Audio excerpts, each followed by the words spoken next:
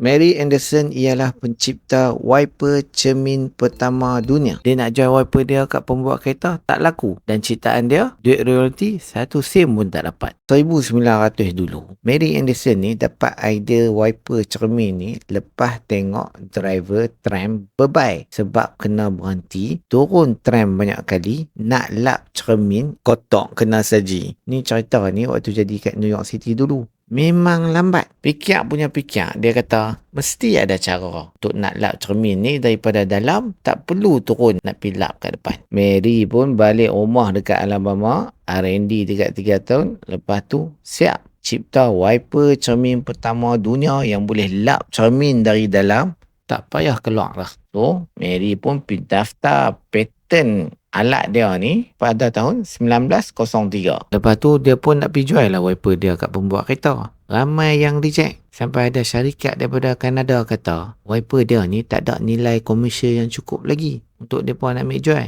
Kesian sungguh. Wiper dah canggih tapi tak boleh orang nak beli sebab timing tak cantik. Iyalah, waktu tu pun kereta bukannya banyak orang guna lagi. Macam mana orang nak beli wiper? Nak jadi cerita, pada tahun 1922, syarikat kereta Cadillac start jual kereta yang masih siap dengan wiper cermin dah. Lepas tu syarikat lain pun tiru juga, buat wiper cermin juga. Untuk pihak Mary yang pencetus idea ni, duit royalty 1 sen pun tak dapat. Sebab patent wiper cermin dia expired pada tahun 1920. Memang tak ada rezeki lah. Kalau lah timing dia jual tu cantik, dengan patent dia tu tak expired, boleh jadi dia ni wanita pertama dunia yang jadi jutawan.